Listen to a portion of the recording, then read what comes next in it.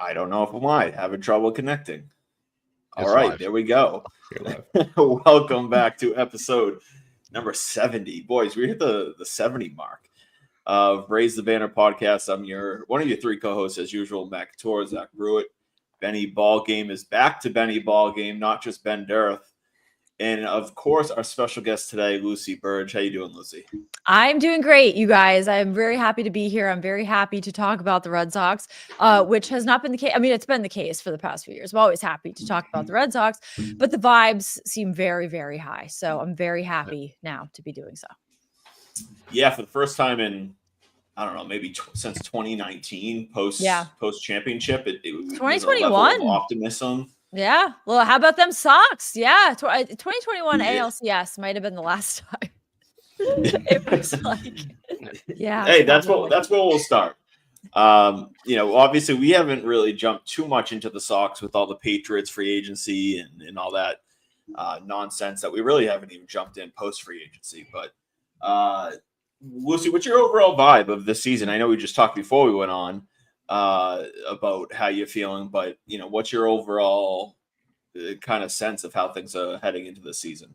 Yeah, I would say 1,000,000 out of 10 are the vibes right now. Starting with Bregman being signed, I think that really changed a lot of things in terms of like, oh, they actually want to spend money now. And John Henry's smoking cigars about this. This is very exciting. So he is the boy who's going to be okay. This is what the team is. We are going to be okay. And Alex Cora is saying, Bregman is brought, he plays in October. He said, I'm not going to say we're going to win the World Series, but I will say that. I will say that for Alex Cora. They are going to win the World Series this year. That is how high the vibes are. So this is very, very exciting. I think that's how, you can't really go further than that. So, parade.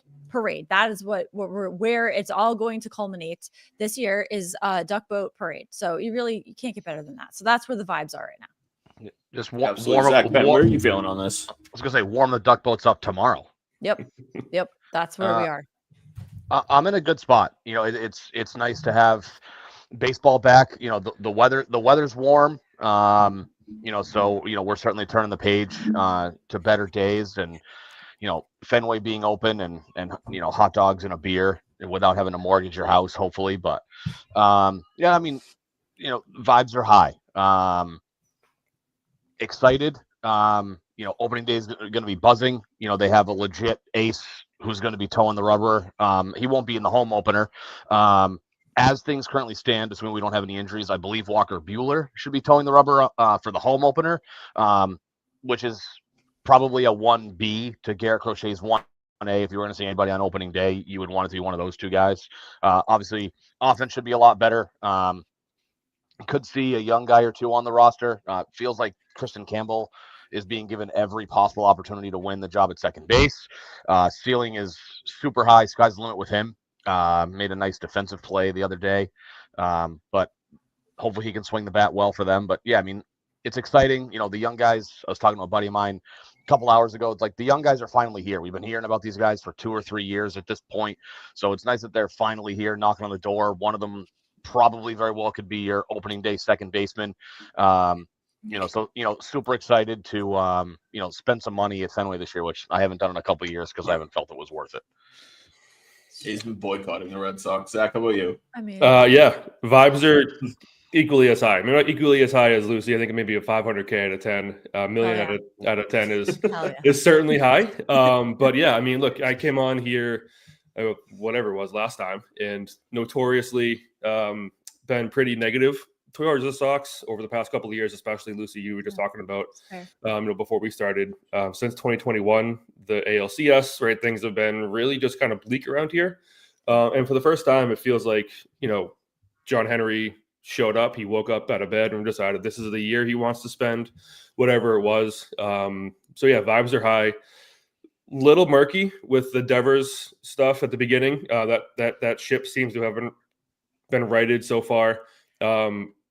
Kind of feels like Bregman is probably going to be at third. I don't know that I've even really seen him at second base, which tells me that maybe there's a more of a DH and kind of Devers has come around to doing that more than he stated. But yeah, vibes are high.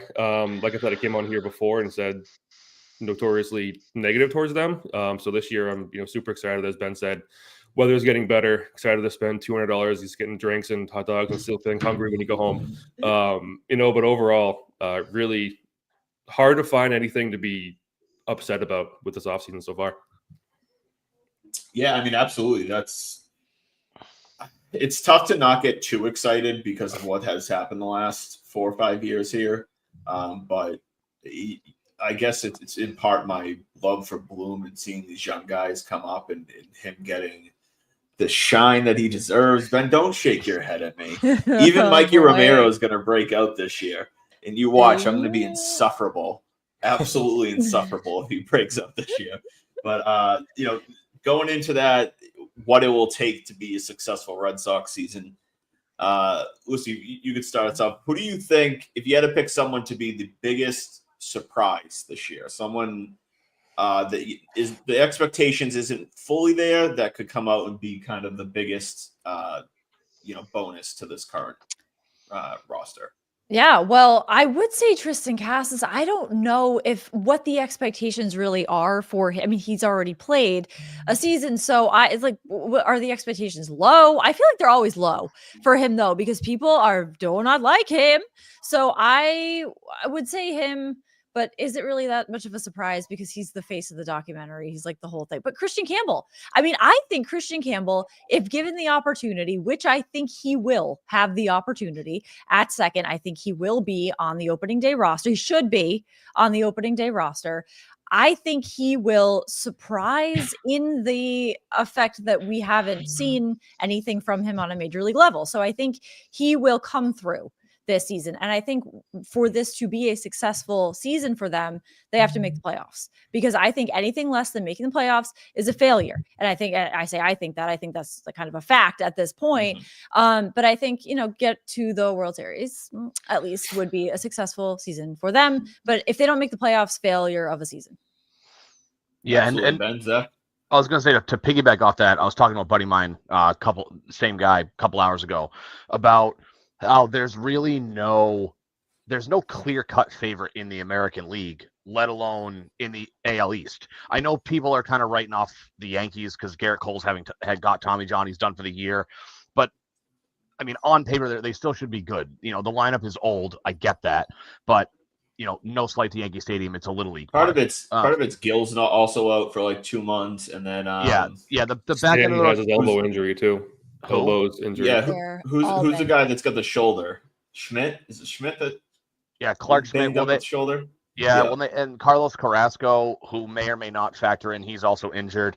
But yeah, so definitely some issues with the back end of the bullpen. But like the lineup should still hit.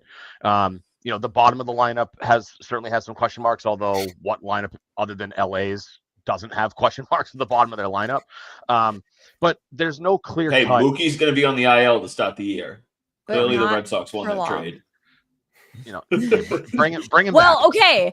I have a conspiracy theory about this. Did Mookie Betts get sick in Japan and they're trying to kind of bury that?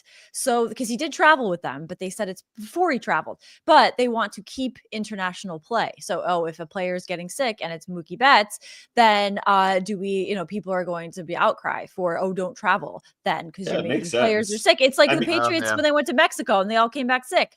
Like people will be like, you don't want to get a conspiracy. So I think Mookie Betts will not be out for long, though. Fair enough. Makes sense.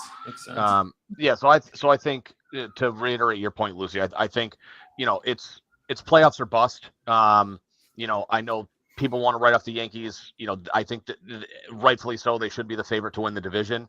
But if the Red Sox have a healthy season, there's no reason they can't be a low 90s win team that wins the AL East and can make a run in the postseason. All the heavy hitters are in the National League, which obviously we're going to see on a limited basis this year because they don't cross leagues very often.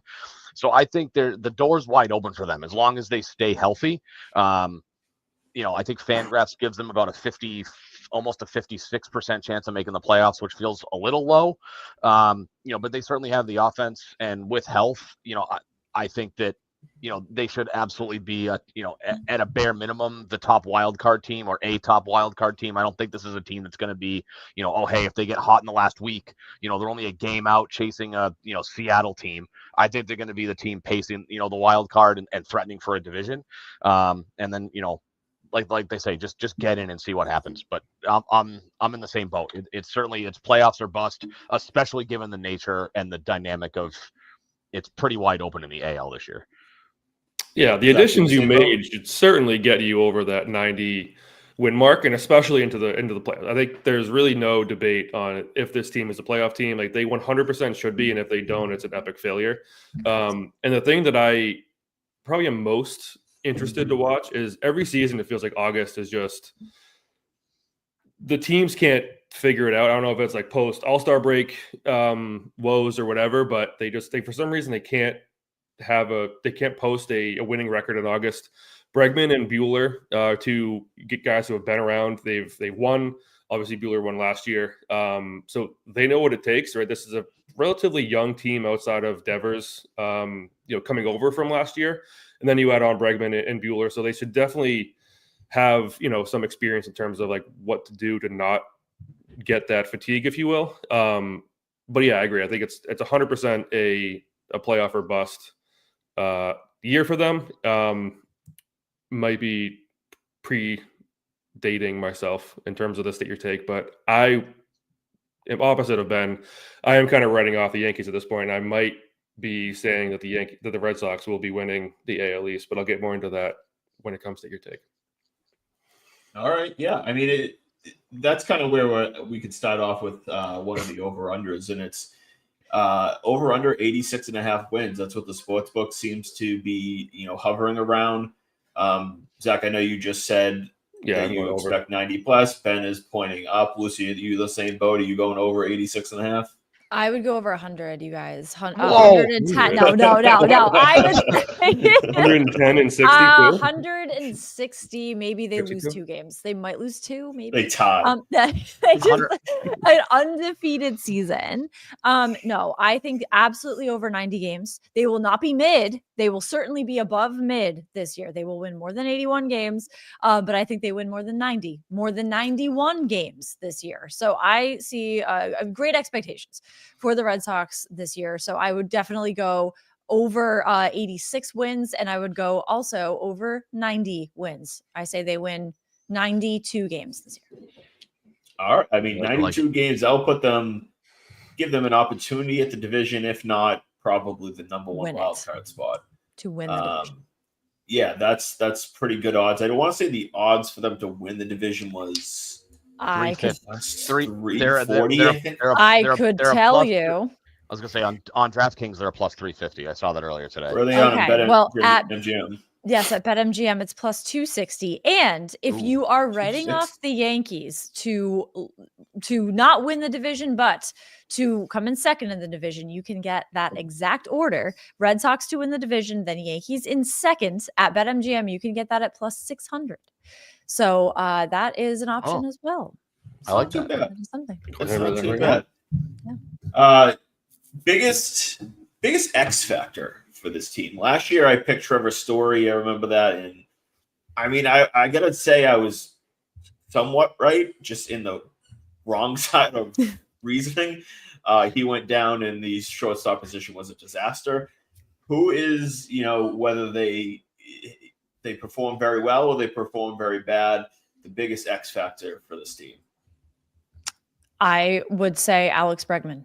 He is going to be, I think, I don't want to say the face of the team, because I think right now the face of the team might be Alex Cora. But then going past that, I don't even think Devers is in like the top 3. I think Alex Bregman could end up being the face of the team. He is a leader. He has been in situations before that the Red Sox want to be in October. And I think he performs well. I was down at spring training 2 weeks ago. The first play of the game, it was Alex Bregman making great play at third. Immediately, he should be at third base. This conversation should have been over a long time ago that he should be at third. I think he just, by the moment he signed with the team, the vibes changing like that, I think he will continue to be, that was an X factor right there, but I think continue to be that throughout the season, I would say Alex Bregman, because he is turning the entire thing around. And if they are, which they should be, still playing in October, Alex Bregman is a big piece of that. So I think he will be, and I think he should be, and I see him being that as an X factor this season. Ben? I would agree, but just, for the sake of having a show, I know he doesn't do it vocally, but I look at a guy like Garrett Crochet. Baseball's a lifelong passion of mine. I pitched when I played, so I kind of gravitate in that regard. And, for somebody who can go out there and be a guy you can count on every 5 days to shut down the opponent, he may not, he's not a demonstrative guy. He's not, and Matt will probably shake his head at me for using this guy as an example, but like, he's not a Trevor Bauer. He's not a showman on the mound. He's not going to sheath he's not going to sheath a sword. He's not going to yell and pretend to crack a beer after some miraculous strikeout. That's not who he is. He's going to go out there. He's going to throw, 6-7 innings, 8 to 12 strikeouts, and he's just going to walk off the mound like he's done it before. There's no showmanship there, which, take it or leave it. I don't think that makes a ton of difference, but for a guy who the team knows they're going to be able to count on him and they can jump on his back and they know that, he can lead with his skill set. I think that X factor certainly was very much lacking last year. There was no ace. There was no stud guy that you could just roll out every 5 days and say, okay, I don't even know if there was a number 2. So, that's fair. It's true. No guy was like, okay, but other than 2 guys, the bullpen can take a night off. Like, that guy didn't exist. So I think, that's going to go a long way, especially where maybe not depth wise, but, there's certainly some questions in the bullpen about like, well, who is the closer? Who's, what roles are guys going to figure out? But, so it's just going to be nice that a guy like Garrett Crochet can go out there, once or twice a week. And 70% of the time give you his best stuff and keep you in a game that you can win. I think that really, really matters. And is going to for a full season. All right, Zach, we need a third one from you. Third one from me. I'll stick in the what? The hot dog vendor. Hot dog. You can repeat it. You can yell and sell the most hot dogs in the stadium. No, I'll stick with the rotation, but I'll go like a Tanner Houck type guy under the radar. But if he can be your like as good as he was, or even 3/4 of as good as he was at the first half last year. Obviously, the wheels fell off at the back end of last year. That will give you, Crochet at the top, then Buehler number 3, and then Buehler number 2, and then Houck number 3. That'll give you a solid rotation. Brian Bayo is pretty much who he is at this point. I've said he's probably a number 3 guy in your rotation at his best. So if he's your 4, you're in a good spot. And then whoever the 5th one is, whether it's Crawford when he gets healthy, whether it's Criswell, whether they're, whoever that is, if you can have a solid 1, 2, 3 of Crochet, Buehler, and Houck, it's going to have a really difficult time. It's going to give opposing lineups a really difficult time. You can feel confident going in that maybe they do Lucy get 100 wins, but yeah, I think having him as good as he was easy. Of course, casually. Yeah. Everything's easy when you think about it, right? Exactly. But I think if you can go in there and then, have the confidence that he can give you, again, even 3/4 of what he gave you in the first half, be off and running. Yeah. Nobody said Tristan Cassis. Breaks my heart. No, and I won't. I think, he's obviously could be a big one. Trevor Story, again, could be a big one. Fortunately, I think they have a little bit more insurance this year if he does get hurt again. But I'm going to stick with the pitching, and I'm going to go I wouldn't say he's really the biggest, because you guys took the ones I wanted. But Garrett Whitlock, if that guy can come in and be close to what he was in 2021, which was, like a multi-inning reliever, if he can be that lights-out reliever again, that has the opportunity to take this team into, in my opinion, another level. Because they have, they got Liam Hendricks, they got Chapman, they got Slayton in the back of the bullpen. They look like they have a pretty solid back end of the bullpen, but having Whitlock to not only come in and be that dominant feature, but a guy that can go that 5th, 6th, and 7th sometimes, or it's the 5th and 6th when a pitcher is, goes out early in the 4th or 5th inning. If he could come in and be that dominant guy that goes 6 innings a week, whether it's, every 3rd day or something like that, or every other day, it's such a big bonus for this team. And, Nick chimed in and asking about the closer situation. I think Chapman's the leader in the clubhouse. That's at least according to some reports.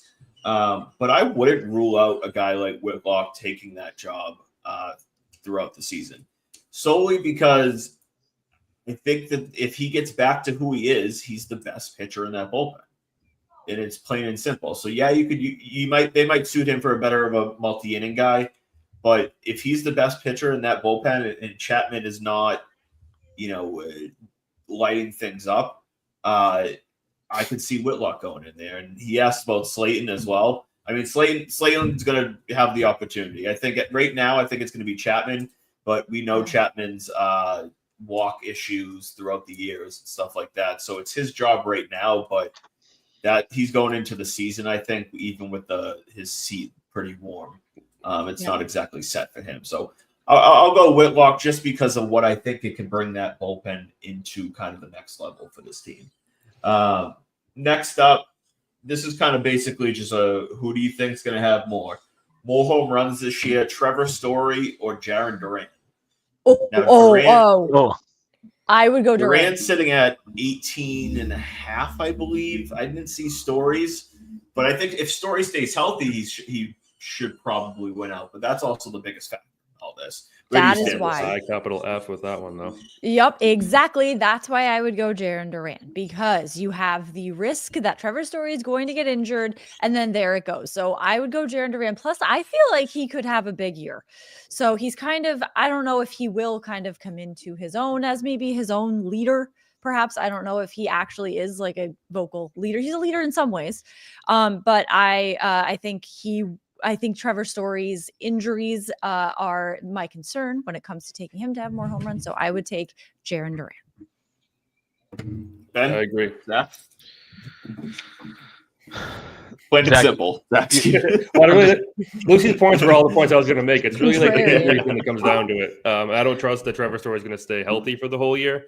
So at the risk of copying and pasting whatever Lucy said, I'm just going to say I agree, because it truly is everything that I was going to say.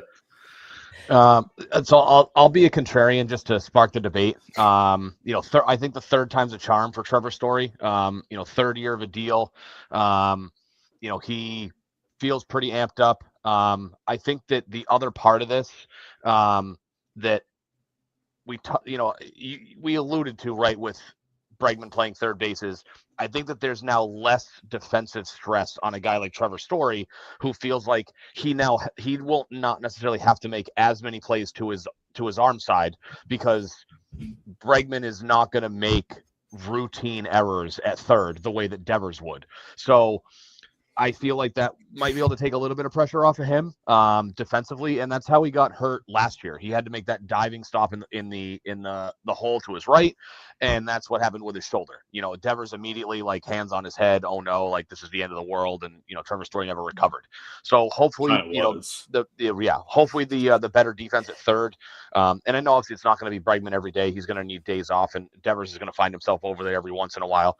But I feel like with less need to be an A+ shortstop, more so than he already is defensively, that's going to be able to save him. There's less risk of an injury there, and being able to hit behind some of the better guys, I think certainly will take the pressure off of him offensively. Matt, he's projected 5 hitter is what Cora basically said. He's going to hit 5th. Yeah. So, there's going to be guys ahead of him, obviously, maybe not Duran because he's going to hit and anything can turn into a double with his speed.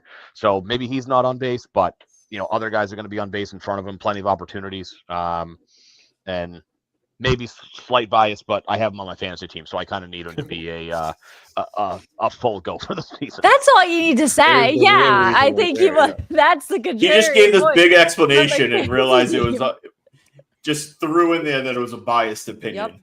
Yep, that's a No, really good actually. If you ever need a contrarian point, just be like, he's on my fantasy team. Yeah. Yeah. Ben, I'm going to agree with you though, and I think it's a little bit more that like Story's become that Chris Sale for me in the last couple of years. Chris Sale was like, I just want him to figure it out because I really like the player and I really want him to just finally stay healthy.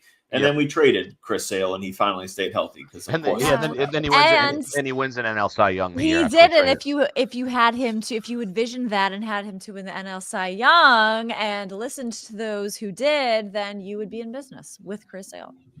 It's a very nice win. Yeah, is that a casual pump by you? Yeah, it was because I did have him to win the NL Cy Young, and everyone said at the beginning of last season that's dumb. He's gonna get hurt, and he won it. So look at that. All right, props there. No, I just like it. Maybe it's just being hopeful, but like I think even Duran, I think Duran's going to sit around what he did last year: 16 to 18 home runs, a double machine, an all-around really good player. I think that Story, if he stays healthy, can be a 22 to 25, 26 home run guy. So even if he maybe misses a little time, I think he has a good opportunity to kind of overcome Duran's home run number. But speaking of home runs, Rafael Devers, 29.5. Are we hitting the over? I know he's going to be what seems to be a primary DH. All he has to do is hit the ball. Finally, Red Sox fans can recognize that the only reason we paid him is to hit the ball. So it doesn't matter if he's not playing third base because no one paid him to play third base. Is he gonna hold the weight of his contract at DH this year? Yeah, if he does not bring his pouty attitude to the plate, I think he can do it because I think Devers needs to shut up and do what's best for the team, or trade him. Like get out of here with this attitude because you need to do what's best for the team. If it's good for Big Poppy, it's good enough for Devers. So you know what? Shut up, and he can hit 40 home runs, let's say, this year. And show them like, it's part of they're winning 110 games, so he's gonna hit 40 runs. If you win 110 games, every number is going to be inflated. So yeah, Jarren Duran hits more home runs than Trevor Story, but let's say Jarren Duran hits 45 and Trevor Story hits 44. All right. Three guys. What is Costas hitting? Yep. It's where 800. Where's Costas? How many? Costas hitting 300 home runs. One every two a game. Yes. Yep. That's what he will do. I like it. I can see it. I can see him doing that and doing it with it's no big deal. The old heads of Red Sox Twitter that hate Costas will still find something to complain about. They'll be like, yeah, but he wears nail polish, so everybody. Yeah, and he sunbathes in right field. So how dare he? How dare men have hobbies? Like, come on. Yeah. Pen, over you, over under 29.5. Over. That was my number. I just kind of pulled that out of my head. I don't know, Lucy. Does he have an over/under on BetMGM for home runs? No, but that's maybe what it would be if there were. Yeah, on another site I won't. This is a BetMGM night, so on the other site that I won't name, it was 29.5. Okay, it feels low because like you kind of expect Devers on a fully healthy season to be. Like, if he's fully healthy every year, you expect him to be in that low to mid 30s range. So I'll hammer the over, especially where he's going to be the DH, and we don't have to. I mean, not that he misses games, but we don't have to worry about the defense being a possible hindrance with his health. So I'll hammer the over. I think he's probably more in that, 38. I think it feels like the right number. I'm wrong. I am wrong. BetMGM does have it. The number is 30.5 for Rafael Devers. Okay, so all right. It's a little higher there. So yeah, I mean, last year he was at 28, right? So he missed a little bit of time, had 138 games, but the year before he hit 33 and played 153. So it seems like that low 30s number is really like he plays a full season, he's got a good shot at doing it. Yeah, so I think, especially where he's going to be a full-time DH and that, well, I shouldn't say full-time. He'll mix in at third base every once in a while. Primary DH, I feel as if, mid to upper 30s feels a little bit better of a number in my opinion, just because, that's all he's going to have to focus on is figuring out how to hit the ball over the fence. He won't have to focus on ground balls and whatnot. So, Superfan Nick says, what I'm hearing is Story's winning the MVP. Yes. No, Tristan Casas is hitting 300 home runs. So I had him last year to win AL MVP, Tristan Casas, and he did not do that. I think I did put money like $20 on him last year to win MVP. I think it's a smart bet if you put like $1 on it. Put $5 on it because you never know. Tristan Casas it was like is a man crazy of many high odds. Yeah, he's a man of many mysteries, and really, he could break out. He could hit 100 home runs, say 300. Well, that's the next one on my list. 25.5 home runs is his over under. Clearly way over. Lucy's on the over tonight. I am way on the over for that. Yes, because the guy is the face of this documentary that is coming out. The first preview for this, it's all Tristan Casas yelling at himself. So there were talks about, did they trade Tristan Casas? They're not trading him because he's the whole documentary. Then what's the point of the whole thing coming out on April 8th if they're trading him before that? That's stupid. They're going to keep Tristan Casas, and he's going to hit over 25 home runs. How funny would it be the documentary comes out, it has nothing to do with Tristan Casas. Oh yeah, no, that isn't even in there. It's everybody else. It's just B-roll of him yelling at himself in the locker room. It's like the extra scene at the end during the credits, and he's not even in it. It's all Jarren Duran. Yeah. I forgot to fix the background, so now I'm fixing it. Now, all right. So you guys also at over 25.5? If he stays healthy, yeah. I don't know. I was looking up his stats just now, and he hasn't done 25 home runs in his career. His best season was 2023 at 24. But yeah, if he can stay healthy, finally, he will. But I think it's been 2-1, so I'll go contrarian as well, and I'll go under. Just because I was part of the leader of the. Is it because of the nail polish, Zach? Just a minute. What? It's more of the bare feet and the yoga in the right field before that. Nail polish, honestly, but you can't take Tristan Casas to do anything anymore because of woke. So it's really just a tough scene out there. Everything's woke now. Yes. Garrett Crochet. This is a good one for Crochet. Over under 199.5 strikeouts this year. Oh, way over. Over. I'm going way over that. I like that very much for him to win Cy Young, perhaps. Oh. I mean, if he at this rate, he only needs to pitch about like 90 innings if he continues this pace that he's in spring training. So, I really like the over here. What was his K per 9 last year? I want to look it up. Last year he had, I think it was I have it right here. So 209 strikeouts last year. 12.8. So if you divide that. 12.88 Ks per 9 in 2024. Yeah, so I mean, on that pace, he's going to be putting at 160 innings, 165 innings, maybe to get to that pace. Last year was 146 innings and 209 strikeouts. Oh, okay, so even less. All right, yeah. So I'll definitely hammer the over, unless there's really an injury. I don't see why he wouldn't hit that because I mean, they held him back in the second half last year. He could have gone 180 plus for inning wise, so he would have smashed that way over. I like that. Agreed. Zach, you also over the over? I said I was in the over before, but yeah, I'm on the over as well. Oh, yeah. I don't have any real concerns on injuries either. I don't think he's been hurt. Maybe I'm getting that mixed up with somebody else, but I don't think he's been hurt. I think he's just been held back, like you said, Matt. So yeah, hammering the over. The innings to hit that 200 at his current pace is not overly he's gonna have to get to 2/3 of a season innings to get to it. So yeah, hammer the over for that one. Certainly hit it. Jarren Duran over under 30.5 stolen bases. Oh, I love this one over. He is so fast. Yes, I would go over. He could have, I will say, 35 stolen bases. 35. What did he hit last year? Last year he was at 34. Okay, and he played 160 games, so 30.5. That should be a good one because it's tough to predict him to play, 160 games. It's tough to predict anybody to play 160 games in a season. Yeah. I'm going to lean the under just because it's tough to bet on that. Like, I think if he gets down closer to he might end up around 150 games. If he goes on the DL once, one short-term DL injury, that could be the difference of him not hitting that. So I'm going to sneak the under and say he ends up at 30 on the dot.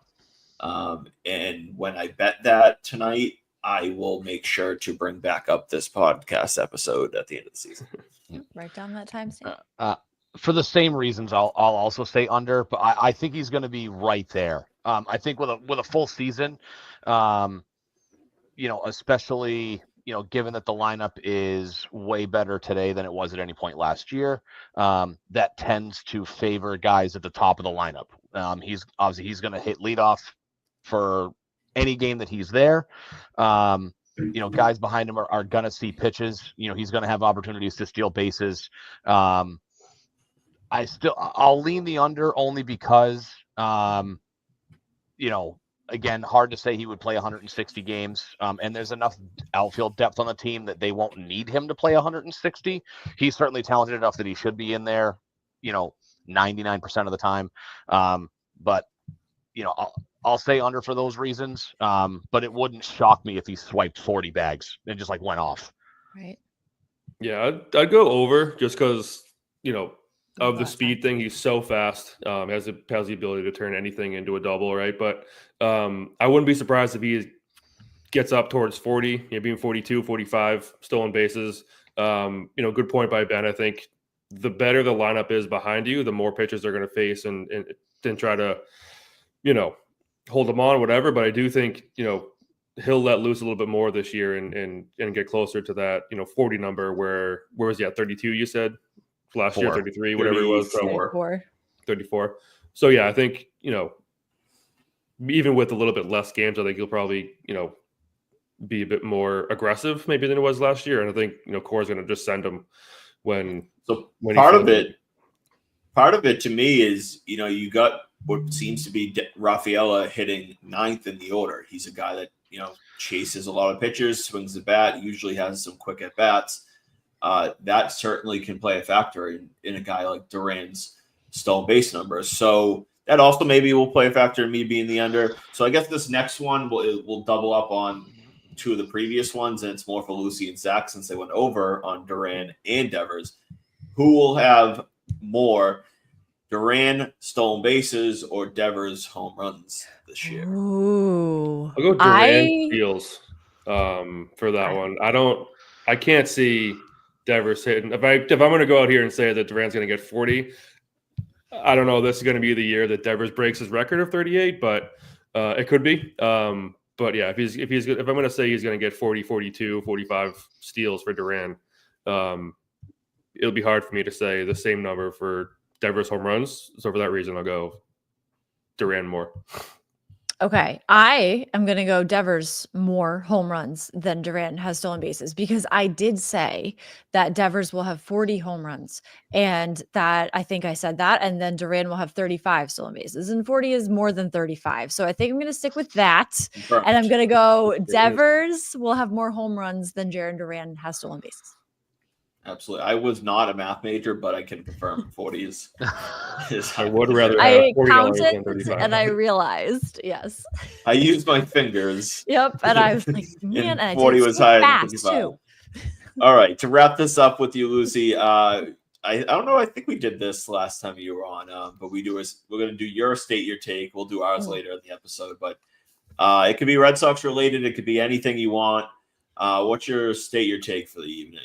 Yeah, well, my take, it's simple, gentlemen. The Red Sox will win the World Series this year. First of all, vibes. The vibes are very high, and that's really the only argument that you can vibes. At this point, when you make your World Series prediction, what more do you really go on? You have a little bit of talent and a lot of vibes. So I did say last year, no way the Dodgers will win the World Series. It's too easy, and look what happened. But you can't get that lucky twice. So I think the Red Sox will win the World Series, and those odds are plus 1,800 at BetMGM, which are far shorter odds. Not as much value because, of course, last year, if they were, plus 5,000, there's more value there. But plus 1,800, when you look at what their odds were last year at this time to win the World Series, that's crazy. They're right up there with some of the best teams in Major League Baseball, odds-wise, and talent-wise. So they will win the World Series. I don't remember when, we talked about, remember when the vibes were this high, but it feels like a long time. And it wasn't, a decade ago, but still, it was a long time ago in the grand scheme of things. And they're very, very high right now, to the point where it is conceivable that the Red Sox can win the World Series. It's not that crazy to say. So that is my take. The Red Sox will win the World Series this year. People reply when I say that. They say, what year? This year, 2025, the year of our Lord, 2025, the Red Sox will win the World Series. I love it. I'm certainly a fan. I'm on board with that idea, boys. Are you feeling the same way? You a fan of the Red Sox win the World Series this year? I'm on board with October baseball. Sign me up. Not whether you think it's going to happen. Just do you like the idea of them winning the World Series? Love the idea. I don't like it. Love it. Do you want duck boats? Yeah, just warm them up around. Change the oil, fill the gas tank. All right, one more question, Lucy. Though, if they're going to win the World Series, who will be the drunkest on the duck boat this year? Ooh, this is a good question. It can't be Jared Kravis. No, it's not.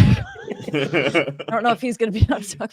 I would say, this is tough because, Bregman?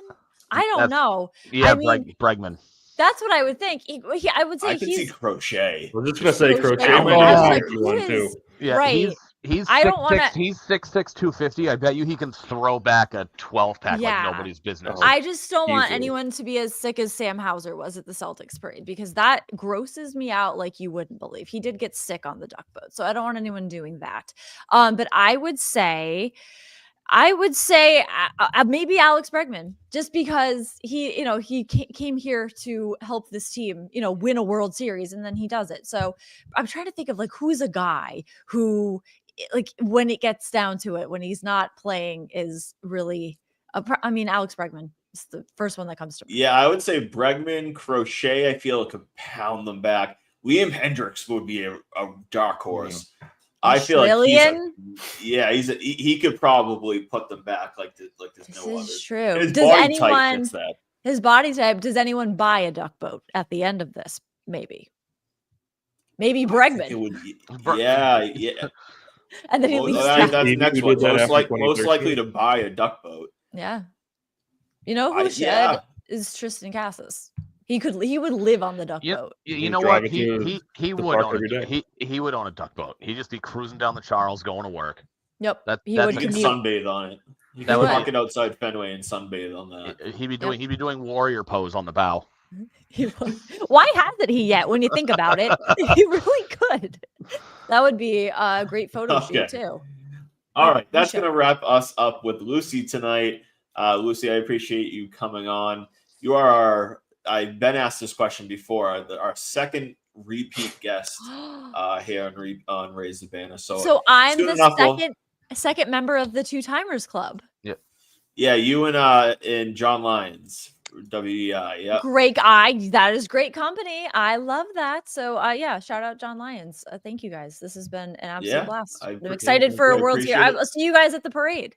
Maybe we'll be the drunkest ones on the duck boat at the parade. Well, you'll be the first 3-time guest when we go live from the parade. I will be mid-October. The drunkest at the parade. You better believe it. Oh boy. Okay, Lucy, I appreciate you coming on. Thanks, guys. Thanks, Lucy. Thank you. All right. Now we're going to transition into a little bit of Patriots because we have not talked about it since the start of free agency. So I'm going to just leave it at that. Boys, how we feeling? Free agency's about a little bit of a week over, right? They went in, they signed a bunch of defensive guys. They did not sign a bunch of offensive guys.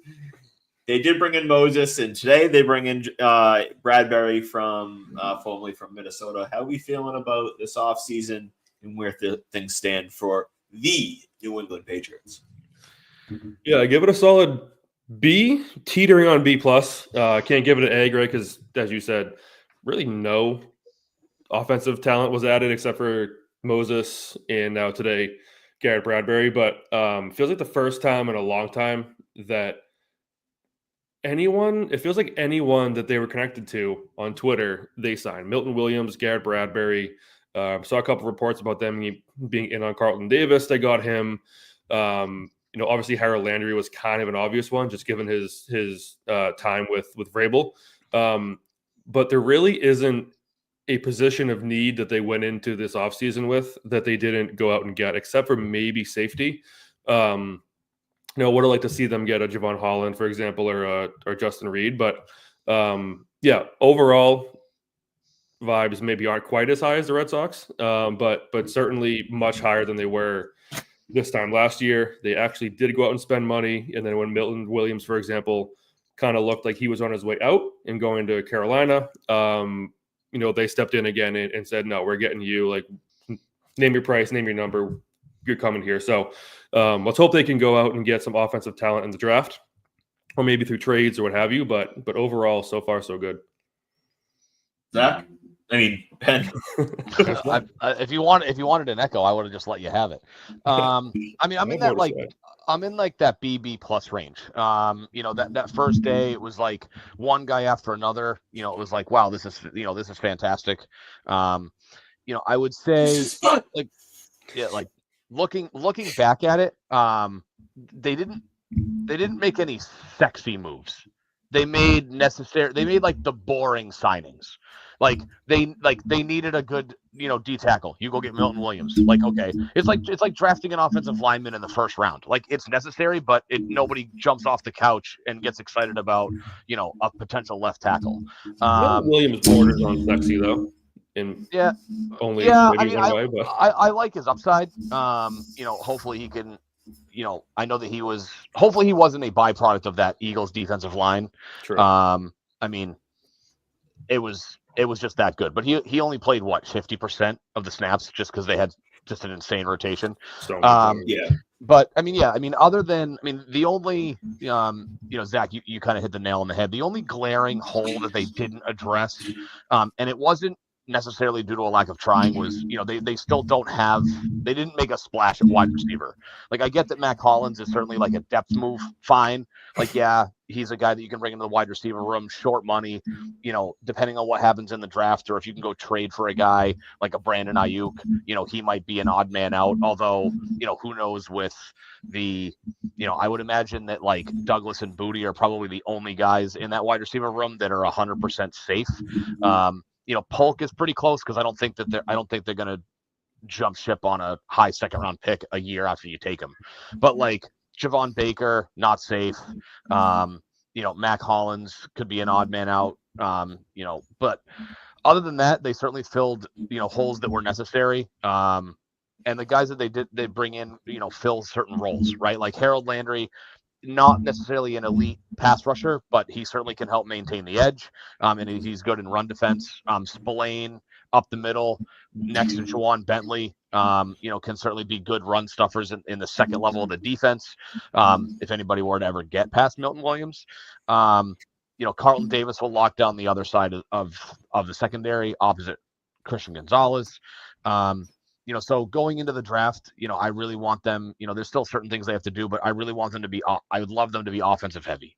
They still need a left tackle, which, like wide receiver, they're kind of a victim of circumstance. None of the top left tackles that could have been free agents ever hit the market.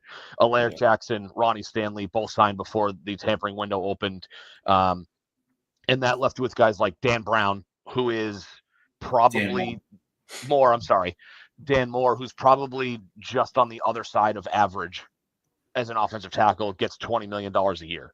Like, yeah, that's nuts. Which is, like his PFF grade, he ranks roughly like 40th out of 145 tackles. And that's all tackles, by the way. That's not just left tackles. It's all tackles in the NFL. He was, top 40, but you figure, then it's also left tackles. So, how he's a mid left tackle. Like, he's fine. And we'd be saying like, oh wow, like we spent $20 million a year on a guy who's like his single season record for PFF, I think, is like a 68, which is put it this way. Dan Moore's, if the Pats signed Dan Moore to that deal, that would put Tony Maserati in heaven. He could be bitching up a storm about that. Oh, yeah. I was gonna say, I was like, no, he would not be happy. I mean, he was, shout out Maz. He was, he called out some weaknesses on Garrett Bradbury. I know, Matt, you brought him up. Dude, it drove me nuts. He goes, "Here's the scouting report," and then only says the weaknesses. Doesn't say the summary. Doesn't say the strengths. Just only lists the weaknesses. Of course, it doesn't go against. It goes against his. It goes against his. What does Felger always say? Against his narrative. Yeah. But yeah, I mean, B plus, is kind of where I'm at. That could certainly, be a solid B plus if you go get a guy like a Brandon Ayuk. Matt and I talked. Was it yesterday or this morning? Dov Kleiman quoted something that projected an offseason trade that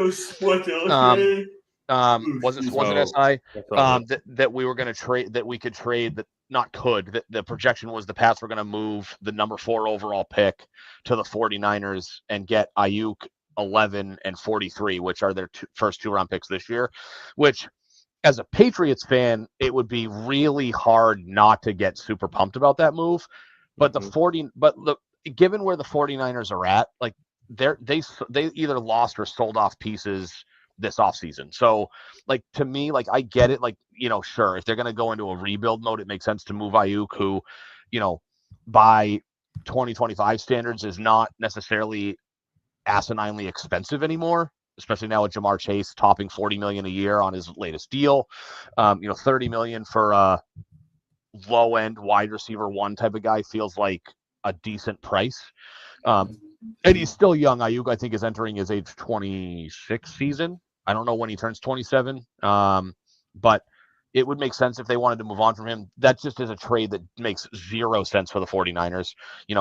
I think, if you asked me, would I trade 38 straight up for him? Probably. I don't know if you would need to give up a high 2nd round pick for him. Matt seems to be the guru on figuring out what a legitimate trade offer is. So I don't know if you would need to give up a high 2nd, but you could certainly drastically improve that grade by making a splash at wide receiver. And then, of course, there's going to be ample opportunities for them to draft a guy. But you got to address left tackle, got to address wide receiver. But I think they're well on their way to doing everything that they needed to and what we could have hoped for in the offseason between free agency and the draft, which is in like 38 days. Yeah, I mean, they were aggressive, right? So, that's what we asked for the most part. Like, that's what we wanted. Like you said, the tackles and the wide receiver positions just never really became available in free agency. They could have went and got, I'm happy they didn't pay Dan Moore that deal. I would have maybe said to go get Jalen Moore. He signed in KC for, I want to say it was 2 years, 30. I would have been, I think that's a lot of money for him, but I would have been okay with that on a 2-year deal, I think. But, they were supposedly offering Godwin well more than what he got in Tampa. If the report from, I think, Burt Breer is true, they were going to be offering Stanley like another $4 to $5 million a year off what he got in Baltimore. So, to an extent, it's tough to keep giving them this credit of, well, they offered him that, they would have offered him this, so they did offer him this, and then he just said no. Same thing with Ayuk kind of last year.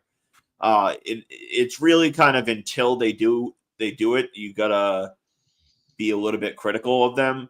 But that's why I'm also being a little bit patient. I think that there are moves that could still come, especially after the draft. Teams draft the guy. All of a sudden, a team ends up, they fall in love with the wide receiver, and it falls to them at the middle of the first round or the middle of the second round. All of a sudden, the receiver that they had that they weren't really thinking about trading too much is now available.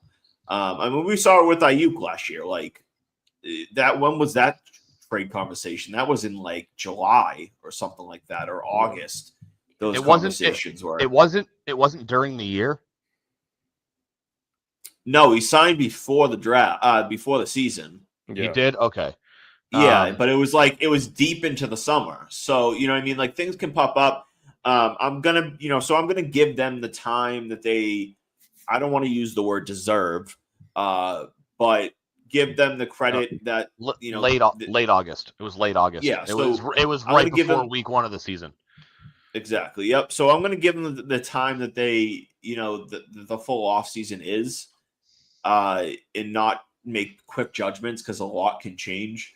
But the matter of the fact is, as things stand right now, if they do not make any of the moves heading into the draft, their top 3 needs are basically the exact same as what they were 2 weeks ago, and that is that left tackle, wide receiver, and edge rusher. I think those are the exact same 3 needs. They filled edge rusher a tiny bit with Harold Landry and Chase on, but like neither of them are great fixes, and neither of them are long-term fixes. No. So I think edge rusher is still right there. Obviously, they didn't even add a left tackle yet. And if Matt Collins is your best wide receiver addition, well, I don't need to really even explain that one. No. They need to improve it. All things considered, like I said, I'm giving them a little bit more time, but I think you guys are right. Where right now, it's if the season started tomorrow, I would put them around a B-, B. Just because if the season starts tomorrow, well, they didn't address left tackle. But there's a wide window depending on the draft. We'll see how things go, where that could jump up into the high B+ range, maybe even A range. But where are you guys on? If the draft is tomorrow, what are you feeling at number 4? Are you set on whether it's Hunter or Carter, or are you forcing something like a Will Campbell or a different offensive player? Best player available. Yeah, you got to go best player. I wouldn't force Will Campbell. I've kind of softened on him at 4. It really depends on and I go back to week 18. Like, this really, like, us blowing the shot at the number 1 pick. I wouldn't say drastically, but I would say it's moderately coming back to bite us in the ass a little bit. They would have held all the cards. Obviously there is no clear consensus. This guy is the number 1 overall pick. I feel like that pick probably had more value a month ago. I can only speculate it's because Shedeur Sanders is coming off like a schmuck in these meetings, because everything I read and everything I've heard is that his draft stock is absolutely in a tailspin. And Colorado has not had their pro day. He has not thrown. So it's all based on how he's conducting himself in these interviews, which apparently is not going well. So obviously the number 1 pick has kind of lost its luster a little bit. But 4 is just such an awkward spot to be, right? Because, as it stands, I would expect Abdul Carter and Travis Hunter to both be gone at number 4. I would fully expect that. Unless things go absolutely swimmingly for Shedeur Sanders at his pro day and teams really warm up to him. It's like you watch him in person, you're like, yeah, maybe the guy's a little bit of an ass in these meetings, but the talent is there. We can, maybe we can coach him out of it a little bit. Like, unless things really change for him, I don't know how you could realistically think that he has any shot of being a top 3 pick. So unless things really change and you luck into somebody, a team like the Giants being like, okay, well, Cam Ward went ahead of us, but we really love Shedeur Sanders. We're taking him here because we don't think we can get him in the early part of the second round. Then you're kind of in an awkward spot because Carter and Hunter are probably not going to be there. So you go, okay, somebody's going to want to make an offer because they like somebody. But it's like the value for your pick isn't gonna be super high. Because no one, unless somebody thinks that Tet McMillan is the next Jerry Rice, no one's going to be offering much of anything to move up to number 4 for him. So you're kind of in an awkward spot. So it's like, if you have to stick and pick because you're not getting any offers for number 4 and Carter and Hunter are gone, like I kind of want to say Mason Graham. Like there's really nobody else. Where do you play him? Next to Milton Williams. What about Barmore? What about Barmore? I mean, the thing about Mason Graham though is where he's undersized. Maybe you convert Mason Graham into an edge rusher because he's not. I mean, maybe, but do you want to be taking a guy at 4th overall that you're trying to move to a different position that he's never played before? I mean, no, but it's not like it's never been done before. No. But that's why 4 is such an awkward spot because if Carter and Hunter are gone, what player has the most upside at number 4? In my opinion, it's probably like you could make an argument for anybody, but like it's probably Mason Graham. Like, sure, like unless you really, really, really love Tet McMillan, you're not taking a wide receiver at 4.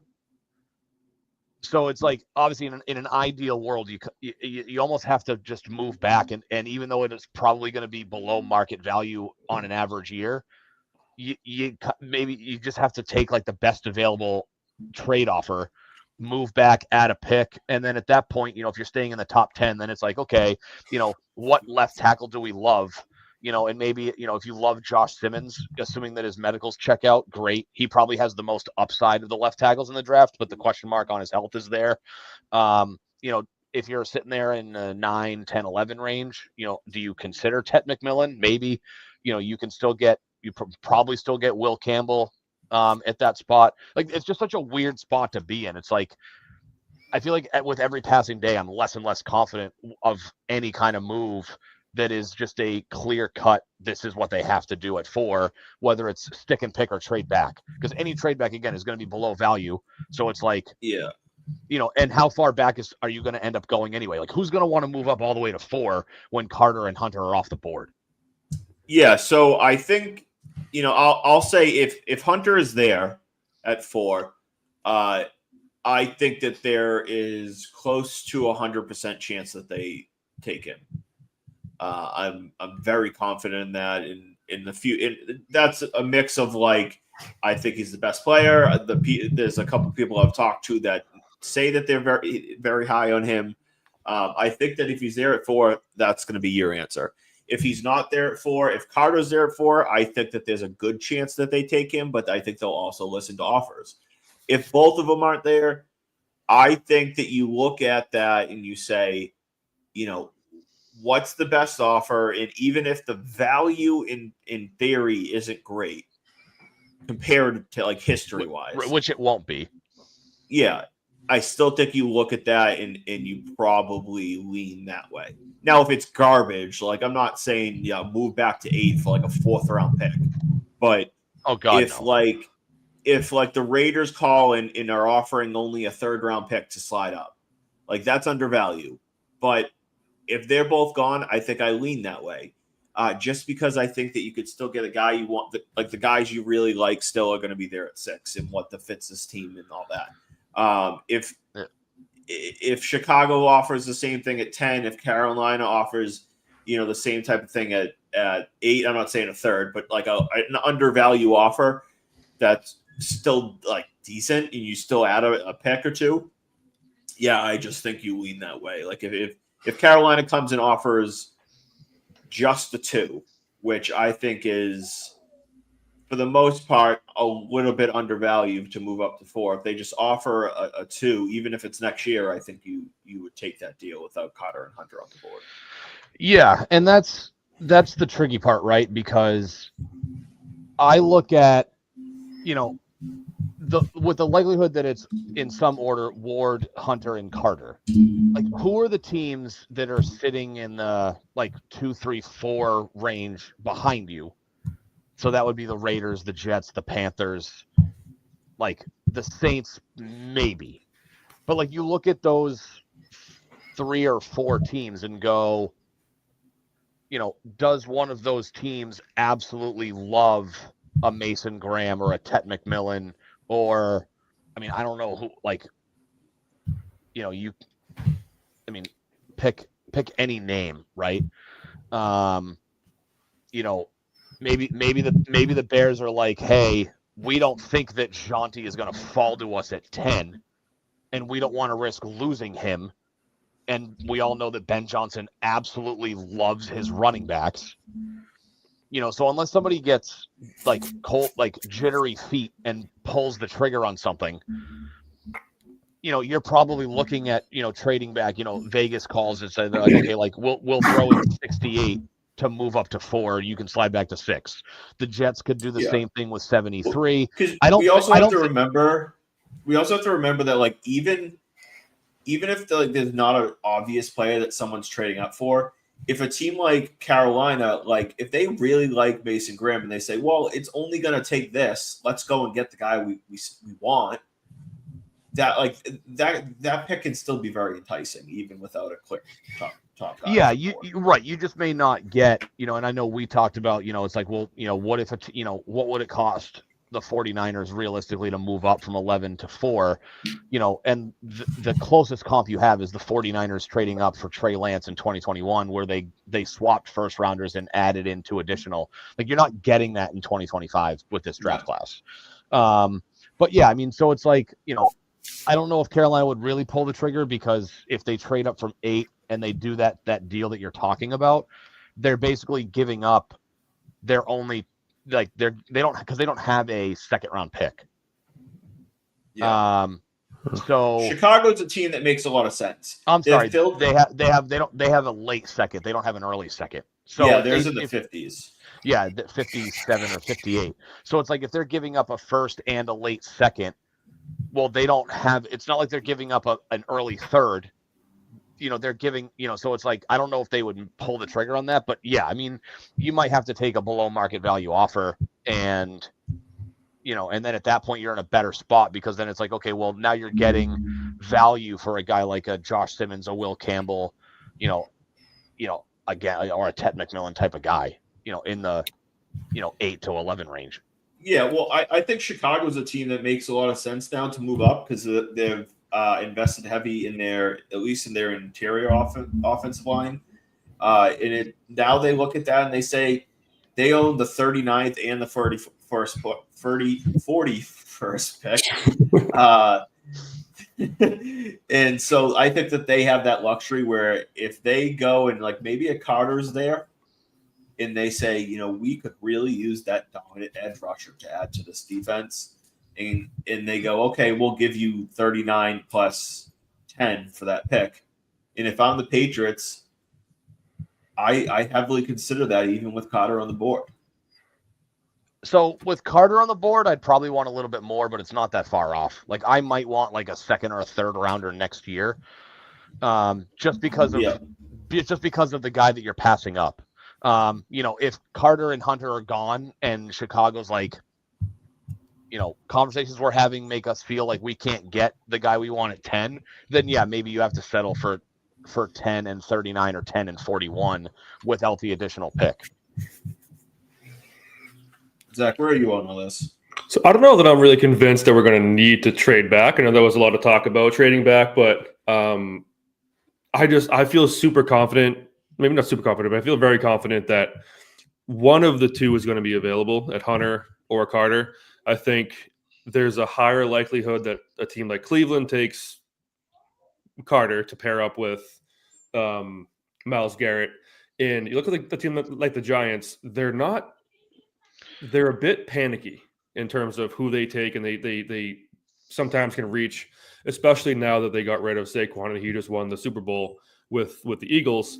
They're going to want to pair somebody with Malik Neighbors. They're going to want somebody to kind of be the face of that franchise, especially after Daniel Jones was a complete bust. Now they do run the risk of picking a Shedeur Sanders, for example, at 3, and him being a bust as well. And now you're over your last 2. But I think they're kind of in desperation mode to, repair their image, I guess, after letting a guy like Saquon go, which would leave you, if Cam Ward goes number 1 and and Cleveland takes Carter, that leaves you with Travis Hunter. And if someone like him is on the board after we just talked about them having nothing for an answer at the wide receiver position, I think they would have a hard time. I certainly would, but I think they would have a hard time passing up on someone as explosive as he is when this offense lacks explosiveness. And there really isn't anybody else in the draft that can give you the explosiveness that Hunter can. There are some good edge rushers. There are some good, additional wide receivers later on in the draft. But I'm just not convinced that we're going to have to trade back. I think, like I said, there's going to be a high likelihood that one of the two is going to be available. And as you guys said, there's not a whole lot of options after 4 in terms of talent like those two. So if he's available, I can't see them trading back. Yeah, I think if Hunt's just there, they take him. I think if Carter's there, there's a over 50% chance that they take him. So, and I think, like you said, there's a really good shot that one of the two is there as of right now, because I think Cam Ward is locked to go number 1, whether that's to Tennessee or maybe to New York. And then I think Cleveland really could take a quarterback. There's talk, apparently the Browns are having their first ever watch party for the draft. And so the conversation was like, you don't have a watch party to draft like Abdul Carter. Like, no offense. I mean, Abdul Carter is a phenomenal player, but like the argument was if you're going to have a draft party, it's because you're taking a quarterback. Yeah. Okay. So let's just to piggyback off that. Let's say that the Tennessee Titans do. Let's say the Giants are like, hey, we're not confident Cleveland's passing on a QB. Let's say Tennessee pulls the trigger, trades up from 3 to 1 because they're like, we want the quarterback, we want Cam Ward. And Tennessee knows they're like, well, it's Carter or Hunter, so we're going to get one of them if we move back to 3 because nobody trades up unless you're doing a quarterback. If you're Cleveland and Cam Ward goes number 1 and your watch party is because you want to take a quarterback, are you really taking Shedeur Sanders number 2 overall? I mean, they are pretty dumb. I get that. Yeah, of all the dumb teams, they're certainly up there too. So I don't know. I mean, like, we'll see things play out. I don't personally believe that they should. I think Sanders is a good prospect. I think he's not my QB1 and he's not my QB2. So I'll just put it that way. I think he's a good prospect, but not that worthy. But I mean, we've seen time and time again, teams get desperate for a quarterback. And that's really what it comes down to. But all right, I do want to finish this up because we're going to have plenty of Patriots talk over the next couple weeks. Finish this up with State Your Take. I'll go last. You guys ready for yours? Yeah, I'll go. I already kind of set the stage for it, but Sox are going to win the AL East.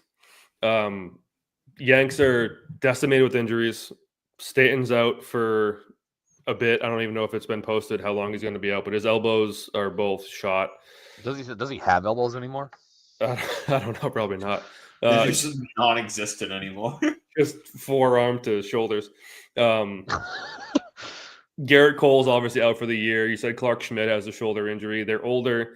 Judge isn't getting any younger. Volpe is not who they think he is, and neither is Jason Dominguez, I don't think. So I think they're going to have a major World Series hangover, which leaves the door wide open for the Sox to go get it. I'm not convinced they're going to have 110 wins or whatever Lucy said earlier, but definitely in the running for what Sam Kennedy was aiming for in terms of 95 wins in the division, especially with these additions you made, and the field really getting worse across the board. All right, I like it. I mean, we're certainly all on the same page where I think that's in the realm of possibility and hoping for it. Ben, how about you? So mine's food related. I don't know how I got on some social media algorithm and I see these short clip videos of blindly ranking foods 1 through 5 without knowing what the next one is. And I saw one today, and I will say that the greatest food item that begins with the letter C, the best food item beginning with the letter C is a cheeseburger. It's the first one that came to mind for me, so I haven't done much thinking, but So you figure you've got cake, cookies, chicken Yeah. wings, cannolis, cheese, Ooh, cheese in general. But yeah, for me is the greatest food that starts the letter C is a cheeseburger. I guess I'm on board with that too. I feel like cheese is so versatile, but I don't know. Like, you don't just eating cheese. No, I do. Yeah, I mean, I do. Like, I have cheese and crackers and stuff like that. But I did that. I did that. Say I got home from work and I was hungry. I had a cheese stick for a snack. Cheese sticks are good. But in terms of like an actual like meal or like no, just food, just food item. No, but my wife makes a banging cheese board that can fill you up quickly. Wait. You said cheesecake. You said cheese bread. Cheese board. Cheesecake though is fire. But board. Cheesecake is the best food that starts with C. That I can get on board with too. Also, cheesecake's the best dessert. That's not. Is that cheesecake? It sure is. Hell yeah. Oh yeah. Dude, cheesecake is. I put it on as a poll. Like my buddies and I were talking about yesterday. It is the best dessert. That's not even going to be my statement take because I don't even think it's a It's a take whatsoever. It's a statement of fact. Yeah, there is not a cheesecake that I have encountered that I have not enjoyed. Yeah, they're all phenomenal. They're all rich. They're all creamy. They. Oh God, I might take a ride to Burlington. I'll give you a second cheesecake. What is the best cheesecake topping? Oh, I mean, just a fresh strawberry cheesecake is phenomenal with the strawberry, like melted strawberry on top. I like a nice raspberry cheesecake with espresso martini for dinner or dessert. Yeah. I should say at a restaurant. That an Oreo or a peanut butter. Ooh. I was gonna say mine's the raspberry because I like the tart. Mm-hmm. Like you get the like the cheesecake is obviously sweet, the raspberry is tart. Like I like the combination there. Oh yeah. The one I have it's a cherry, which is cherry's good too. I'm not a big cherry guy. It's good, but I mean I just grabbed a thing at Market Basket and it was just like it was like a $4 slice of cheesecake. Espresso martini and the cheesecake hits every single time. Fun fact, I have never had an espresso martini. Never had a espresso martini? I've never had my own. I've tried it. I'm not a big coffee guy. Like I'm not. Yeah, no. As I get older, I can't really have them at like dessert anymore because they'll just be up all night. But when I was like younger in college and stuff, and right afterwards, Zach pulled an all nighter. He had 3 espresso martinis an hour ago. Espresso martinis are supposed to be something you have more as you get older because they're a little bit more classy. Classy, but then you're up like Red Bull vodka in the morning. Like you go from Red Bull vodkas to espresso martinis as you get older and more sophisticated. All right. I'll finish up with mine, and it's Patriots related, and it's that Brandon Ayuk will be a Patriot by April 1st. Oh, let's go! He is due. I think it's like a $20-something million bonus 23 on April 1st. I think that the 49ers are unloading. I don't think that they want them there. I think that they're just holding out for the best situation. I think Pittsburgh is no longer an option for him. I think that he looks at New England and says, all right, like they got a highly reputable coach in Vrabel. They got a quarterback now. Like I'm not really wanted here in San Francisco. I want out. And he signs off. He becomes a Patriot, and the Patriots finally land what is a pretty legitimate wide receiver one, even if he has to miss, the first maybe 4 or 6 weeks of the season. What does it take to get him? Do you think they do that? Why is he missing the first 4 to 6 weeks of the season? I mean, he tore his ACL in like. Oh yeah, that's right. Forgot. So like he could be back week 1. Like we'll see how the recovery is, but I guess there's a chance that he misses maybe the first month or so of the season. But yeah, I think that it could be a 3rd round pick. I think that maybe number 69 is a pick that is very possible for him. Nice. It's another year older. The nicest pick. The nicest pick. Yes, the nicest pick coming off the nicest episode last week. Mm-hmm. No slight to Lucy. Nope.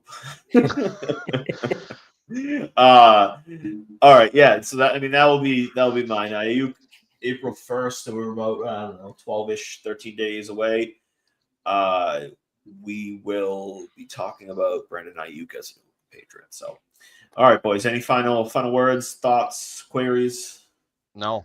Go I Pat. like Go your Pat. pick, though. It's that we predicted Bregman for 17 weeks in a row, so we can only do for we're due for Yeah, Ayuk. That's true. Yep. Well, Hey, we got all summer to predict Ayuk. Yeah, we got to speak it into existence, and we got If it doesn't happen by April 1st, I'm going to start saying, well, after they draft someone, it's going to happen. Yeah, we got a lot of runway. Next week, maybe we'll know what happened with Ayuk, and then after they draft it has to happen, McMillan, right? Yeah. After they draft Ted, they're going to trade Ayuk. All right, boys. Until next week, I'm going to Florida, leaving at 5 a.m. So it'll be a nice little getaway. Oh, yeah. Doing a couple golfing rounds, visiting some family. You don't have kids when you have a 5 a.m. flight. Yeah, 5. No. I'm getting up at 5 a.m. Excuse me. I'm leaving my house at 5 a.m. Yeah, I got a 7 something flight. I forget exactly, but yeah. All right. Until next week, we'll raise the banner. Goodbye. Good night.